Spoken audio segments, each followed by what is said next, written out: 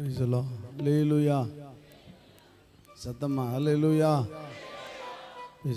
பாருங்களே, நான் கர்த்தருடைய பரிசுத்த நாமத்துக்கு மகிமை உண்டாகட்டும். இப்படிப்பட்ட ஒரு பாக்கியமான ஆசீர்வதிக்கப்பட்ட நாளை தேவன் தந்தமைக்காக நான் ஆண்டவரை ஸ்தோத்திரம் பண்ணுகிறேன். குறிப்பாக அன்பானவர்களே, அடியானும் இப்படிப்பட்ட ஒரு பார்வையற்றவர்கள் நடுவில் கலந்து கொள்ள தேவன் கிருபை செய்தார்.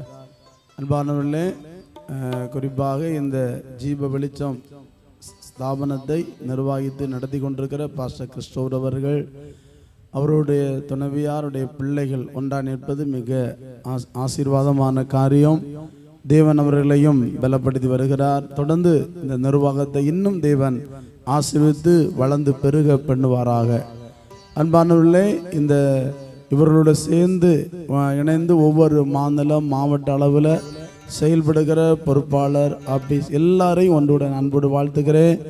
நீங்கள் பெங்களூர், மும்பை, கேரளா, தமிழ்நாடு, ஆந்திரா இப்படி பல இடங்களிலிருந்து நீங்கள் வந்திருப்பது மிக்க சந்தோஷம். நிச்சயம் இன்றைக்கு நான் இதோடு மதியம் நான் முடித்து போகிறோம். நிச்சயம் தேவன் இதன் மூலம் உங்களை இன்னும் மேன்மையாய் ஆசீர்வதிப்பார். நான் ஒரு பெரிய பிரசங்கம் பண்ண போறதில்ல. ஆமேன். ஒரு எல்லாரும் அப்படி எழும்பி நிற்போம். நமக்கு டைம் இல்லாதனால நம்ம எல்லாரும் தயவாக எழும்பணும். இவ்வளோ நேரம் பேசிட்டிய, இனி கர்த்தரோட 5 நிமிஷம் பேச போகிறோம். அல்லேலூயா. கர்த்தாவே சொல்லும் அடியேன் கேட்குறேன். யாரும் சாப்பாட்டுக்கு போயிடாதங்க, உங்களுக்கு சாப்பாடு கண்டிப்பாக கிடைக்கும். சில முன்ன போயிட்டாங்க பாருங்க. யாரும் எழும்பி போகக்கூடாது. எல்லாரும் அப்படியே கண்களை மூடுங்க.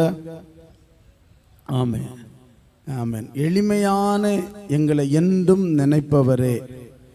அப்போ நம்மை எளிமையாக்கப்பட்டோம். அன்பானவர்களே, ஒருவரை அற்பமாக எண்ணாதபடிக்கு எச்சரிக்கையாயிருங்கள். இன்றைக்கு சாதாரணமாக நம்ம பார்வையில் எத்தனையோ மக்களை கண் தெரியாதவர்கள், கால் ஊனம், காது, பல சூழ்நிலைகளில் பலர் இருக்கிறார்கள். இன்றைக்கு அவர்கள் பல தெருக்களில், அன்பானவர்களே, பல நிலையில் அவர்கள் இன்றைக்கு அலைந்து திரிவதை நீங்கள் கண்ணார காண முடியும். ரயில்வே ஸ்டேஷன் எத்தனை நிலைகளில் ஆதரிப்பார் இல்லாமல், உதவி செய்வார் இல்லாமல், எல்லாம் நீங்கள் காது கொடுத்து கேளுங்க. ஆனால் உங்களுக்கு இப்படிப்பட்ட ஒரு அமைப்பை கத்த தந்து உங்களை கத்தர் இங்கே கொண்டு வந்திருக்கிறார். அல்லேலூயா. நமக்கு ஆகார விஷயம் அல்ல, பண விஷயம் அல்ல. இப்படிப்பட்ட ஒரு ஒருங்கிணைப்பு, ஐக்கியம் மிக மிக விசேஷமானது. எத்தனை ஆமேன்னு சொல்றிய? ஆமேன். கர்த்தர் நம்மை நினைத்திருக்கிறார். அல்லேலூயா. ஆமென், ஆமென். லேயாள் அற்பமாய் எண்ணப்பட்டாள், கர்த்தர் அவளை ஆசீர்வதித்தார். அல்லேலூயா. ஆமென். அற்பமான யூதர்கள் செய்கிறது என்னென்று அற்பமாய் எண்ணினார்கள். அந்த அலங்கம் இன்றைக்கும் அருமை இடிக்க முடியாத நிலையில் இருக்கிறது. அல்லேலூயா. அற்பமான ஆரம்பத்தினால் யார் அசட்டை பண்ணக்கூடும்? கர்த்தரே உயர்த்துகிறவர். அல்லேலூயா. அப்படி எல்லாம் 2 கையை உயர்த்தி எளிமையான நம்மை நினைத்தாரே. 2 கையை உயர்த்தி ஆமென். சங்கீதக்காரன் சொல்லுகிறான், நம்முடைய தாழ்வில் நினைத்தவரை துதியுங்கள், அவர் கிருபை என்றும் உள்ளது. ஆமென். நாம் உயர்ந்த நிலையில் அல்ல, நாம் தாழ்ந்த நிலையில் கர்த்தர் நம்மை நினைத்தார். எவ்வளவு பெரிய அன்பு! கர்த்தர் நம்மேல் கொண்ட சிநேகம் எவ்வளவு பெரியது! அவரை துதிக்காமல் இருக்க முடியாது, அவரை உயர்த்தாமல் இருக்க முடியாது. ஆமென். இவ்வளவாய் கர்த்தர் நமக்கு செய்திருக்கிறார். கர்த்தர் செய்த நன்மைகளுக்காக என்ன கொடுக்க முடியும் என்று பக்தன் கேட்கிறான். என்ன கொடுக்க முடியும்? ஹல்லேலூயா. தங்கம் ஈடல்ல, வெள்ளி ஈடல்ல, கர்த்தரை துதிப்பேன் என்று சொல்லுகிறான். ஹல்லேலூயா. ஓ, நாம் கர்த்தரை துதிக்க போகிறோம்.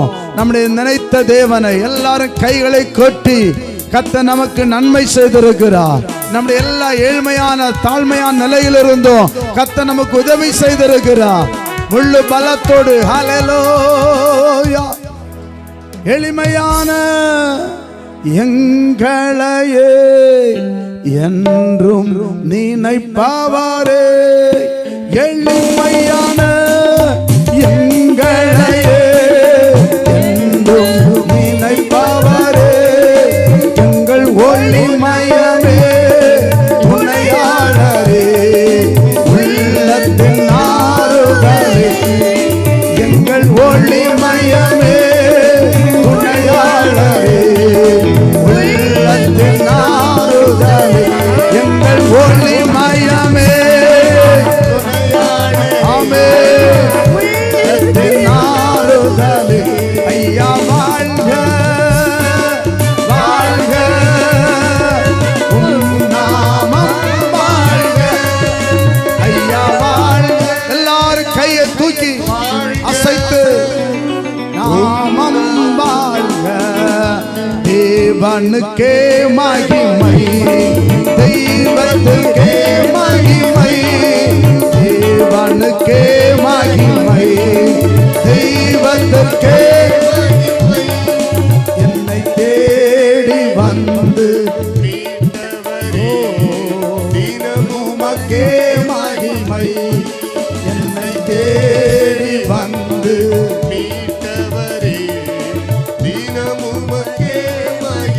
எல்லாரும் கரங்களை கொட்டி ஹல்லேலூயா ஓ ஆரை போல் அலைந்த நம்மை தேடி வந்த தெய்வம் இன்றைக்கும் ஜீவிக்கிறார். இம்மட்டும் நடத்தினவர், இம்மட்டும் உதவி செய்தவர், இம்மட்டும் தாங்கினவர், இம்மட்டும் பலப்படுத்தினவர், சிறிதும் பெரிதுமான தேவைகளை சந்தித்தவர், ஆபத்துக்கு விலக்கினவர், இனி நம்மை நடத்துவார். ஓ இந்த ஜீவவிருட்ச ஸ்தாபனத்தையும் ஆசீர்வதிப்பா.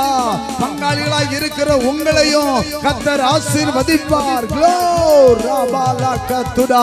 அவர் செய்ய நினைத்தது ஒருபோதும் தடைபடுவதில்லை.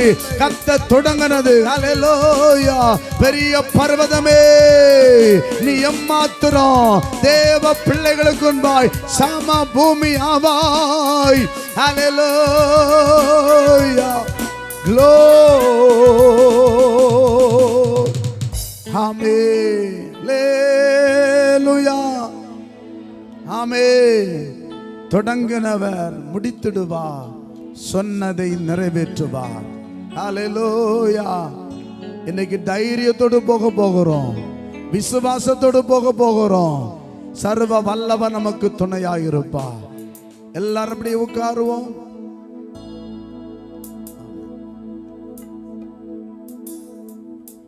ஆமென்.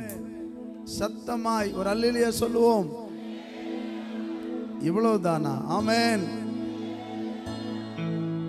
இந்த வலது பக்கம் சத்தமே இல்லையா? எல்லாரும் கையை உயர்த்தி அல்லேலூயா. இந்த சத்தம் போதாதையா, இன்னும் சத்தமாய் ஆமென் ஆமென். கர்த்தர் நம்மை ஆசீர்வதிப்பார். ஆமென். கவனியுங்கள், நான் ஒரு 3 சுருக்கமாய் சொல்லி நாம் பந்திக்கு நேராய் போக போகிறோம். பிரசங்கம் பண்ண நமக்கு நேரம் இல்லை. கவனியுங்கள், சிங்கக்குட்டிகள் சங்கீதம் 34:10 சிங்கக்குட்டிகள் தாட்சியடைந்து பட்டினியாக இருக்கும், கர்த்தரை தேடுகிறவர்களுக்கோ ஒரு நன்மையும் குறைபடாது.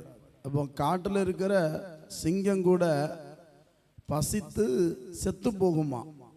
அருமையானே, காட்டின் மிருகங்களின் ராஜா சிங்கம், பறவைகளின் ராஜா கழுகு. அல்லேலூயா. அப்ப ஆண்டவர் சொல்றாரு, காட்டில் இருக்கிற சிங்கம் கூட பசித்து செத்து போகுமா. ஆனா சிங்கத்துக்கு இறை கிடைக்காம போகாது. சிங்கம் கெட்சிக்கிறது எவன் பயப்படாமல் இருப்பான் என்று பைபிள் சொல்லுகிறது. ஆனா ஒருவேளை சிங்கம் கூட ஆகாரம் கிடைக்காம செத்து போகுமா? ஆனா கர்த்தரை தேடுகிற ஒரு பிள்ளைக்கு ஆகாரம் கிடைக்காமல் போகிறதே இல்லை. ஆமென் ஹல்லேலூயா. அப்போ மனுஷன் மேல நம்முடைய ஆண்டவர் அவ்வளவு நித்திய நோக்கம் உள்ளவராக இருக்கிறார். நன்மையான எந்த ஈவும் பூரணமான எந்த வரவும் ஜோதிகளின் பிதாவிடத்திலிருந்து இறங்கி வருகிறது. அப்ப நம்முடைய தேவன் நன்மை அருளும் தெய்வம். அருமையானவர்களே, அப்போ ஒரு சிங்கத்தின் கூப்பிடுதலுக்கே ஆகாரம் கொடுப்பார் என்றால் அவைகளுடைய விசேஷமா இருக்கிற நம்மையும் கர்த்தர் போஷிப்பார். சிங்கக்குட்டிகள் தாட்சியிருந்து பட்டினியாக இருக்கும், கர்த்தரை தேடுகிறவர்களுக்கோ ஒரு நன்மையும் குறைபடாது. அதனால உங்கள் வஸ்திரத்துக்காக, உங்கள் ஆகாரங்களுக்காக, அருமை உங்களுக்கு தங்கும் இடத்துக்காக, பிள்ளைகளுக்காக நீங்கள் கவலைப்பட வேண்டிய அவசியம் இல்லை. ஆகவே உங்கள் கவலைகள் எல்லாம் கர்த்தர் மேல் வைத்து விடுங்கள். அப்ப இங்க இருக்கிற எல்லாருக்கும் கவலை இருக்கு, நான் எந்த ஊருக்கு எப்படி போய் சேருவேன். நீங்க கவலைப்படாதிருங்கள், உங்களை விசாரிக்கிற ஒரு நல்ல தெய்வம் இருக்கிறார். அல்லேலூயா. உடைக்காய் கவலைப்படுகிறது என்ன என்று கர்த்தர் கேட்கிறார். காட்டு புஷ்பங்களை கவனித்து பார், அவைகள் விதைப்பதும் இல்லை, அறுப்பதும் இல்லை, களஞ்சியங்களில் சாலோமன் முதலே கர்த்தர் போஷிக்கிறாராம். அப்போ அவ்வளவு அன்புள்ள தெய்வம் உங்கள் மேல விசேஷமான கவனம் உள்ளவராக இருக்கிறார். அதனால கர்த்தரை தேட வேண்டும். அல்லேலூயா. மத்தேயு 6:33 சொல்லுகிறது, முதலாவது தேவனுடைய ராஜ்யத்தையும் அவருடைய நீதியையும், அப்பொழுது இவைகள் எல்லாம் உங்களுக்கு சேர்த்து கொடுக்கப்படும். அல்லேலூயா. கடையில போய் 1 கிலோ பீன்ஸ் வாங்கினா நீங்க சொல்லாமலே 4-5 போட்டு விடுவான். அல்லேலூயா. அதே போலதான் முதலாவது தேவனுடைய ராஜ்யத்தை நாம் தேடினா எல்லாம் சேர்த்து நமக்கு கொடுப்பாராம். அல்லேலூயா. நம்ம தெய்வம் கேட்காததையும் தருகிறவர். சாலோமனை பற்றி படிக்கிறோம், கர்த்தர் தரிசனமாகி உனக்கு என்ன வேண்டும் என்று கேட்டார். அவன் கேட்டான் ஞானம் வேண்டும் என்று. கர்த்தர் கொடுத்தார், கேளாத ஐஸ்வர்யத்தையும் கொடுத்தார். அல்லேலூயா. ஏனென்றால் உங்கள் தேவை இன்னதென்பதை உங்கள் பரமபிதா அறிந்திருக்கிறார். அப்ப அந்த நம்பிக்கை நமக்கு இருக்க வேண்டும். அப்ப நம்பிக்கை இருந்தா ஒண்ணு செய்வோம், ஸ்தோத்திரம் பண்ணி கொண்டே இருப்போம். ஆபிரகாமை பாருங்க, கர்த்தர் சொன்னா நான் உனக்கு ஒரு 75 வயசுல பிள்ளை தருவேன்னு சொன்னார். அப்போ அவன் சொன்னா நான் வயசாயிட்டேன், 75 வயசு, மனைவி வயசு. ஆண்டவர் சொன்னால் கர்த்தரால் ஆகாத காரியம் ஒன்று. அவருடைய மனைவி சாரா கூட நகைக்கிறா, நான் கிழவியா இருக்கு, எனக்கெல்லாம் இன்னும் பிள்ளை கிடைக்குமா என்று. ஆனா ஆபிரகாம் நம்பி அந்த குடும்பம் கர்த்தரை ஸ்தோத்திரம் பண்ணினது. 25 ஆண்டாய் ஸ்தோத்திரம் பண்ணினார்கள்.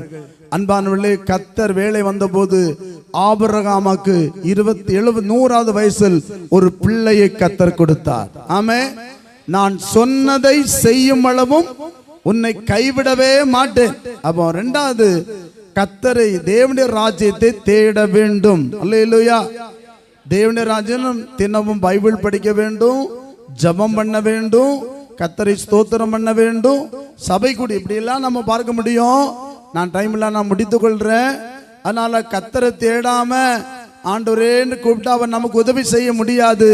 நீங்க முதல்ல கர்த்தரை தேடனா எல்லா ஆசீர்வாதம் நீங்க கேட்காததையும் கர்த்தர் உங்களுக்கு தருவார். ஹல்லேலூயா. ஆமே. எத்தனாவது நம்புறியா? எவ்வளவுதான். ஆமென். ஹல்லேலூயா. உங்கள் இருதயம் கலங்காதிருப்பதாக என்று சொன்னவர் உங்களை கலங்க விட மாட்டார். உங்களை திக்கற்றவளாய் விடேன் என்று சொன்னவர் திகைத்து போகும்படி விட மாட்டார். ஹல்லேலூயா. ஓ, அவர் சர்வ வல்லமை உள்ள தேவன். அவரை நம்பி வந்திருக்கிறீர்கள். ஆமென். அவரை நம்பினோர் மாண்டு போனதில்லை. இன்னைக்கு நம்பி போங்கள். ஹல்லேலூயா. ஆமென். அருமையானவர்களே, 3வதாக கடைசியா சொல்லி முடிக்கிறேன். அந்த தேவனே நீர் என்னுடைய தேவன் என்று தாவீது சொல்லுகிறான். நான் அதிகாலையில் உம்மை தேடுகிறேன், வறண்டதும் விடாய்த்ததுமான தண்ணீரற்ற நிலத்தின் மீது ஆத்துமா தாகமா இருக்கிறது. கவனிங்க, 3வது சொல்றான் என்னுடைய தேவன் என்று உரிமை பாராட்டுகிறான். ஹல்லேலூயா. நீங்க என்ன செய்யணும்? நம்முடைய தேவன் உரிமை பாராட்ட வேண்டும். அப்பா பிதாவே என்று சொல்லக்கூடிய புத்திர சுவிகாரத்தின் ஆவியை தந்திருக்கிறார். நீங்கள் யாரெல்லாம் தேவனுடைய பிள்ளைகள், நீங்கள் தேவனுடைய பண்ணைகள், நீங்கள் தேவனுடைய சுதந்திரவாளிகள். ஹல்லேலூயா. சத்தமாய் சொல்லுங்க. ஆமே. அவோ சொல்லணும், என் தேவன் ஹல்லேலூயா எனக்காய் யாவையும் செய்து முடிப்பார். சங்கீதக்காரன் சொல்லலாம், கர்த்தர் எனக்காய் யாவையும் செய்து முடித்தார் என்று. தினமும் உங்களுக்கு தெரிந்த வசனங்களை சொல்ல வேண்டும், தெரிந்த பாடலை பாட வேண்டும். ஹல்லேலூயா. ஆமென். அப்போ தேவனை தேட வேண்டும். அப்போ முதல் அதிகாலையில் தேடுகிறவன் கண்டடைகிறான். அப்போ அதிகாலை 4 மணிக்கு கர்த்தரை எழும்பி ஸ்தோத்திரம் பண்ண 1/2 மணிக்கு இது கர்த்தரை தேடுகிறது. ஹல்லேலூயா. தூங்கிட்டு ஆண்டவரே ஆண்டவரேன்னு சொன்னா ஒன்னும் கர்த்தர் கவனிங்க தரமாட்டார். உண்மையாய் அதிகாலையில் கர்த்தரை தேடினா கர்த்தர் உங்களுடைய தேவைகளை ஆச்சரியமா சந்திப்பார். ஆனால் காலை எழும்பி மோசே ஆயத்தமாகி வந்து நில்.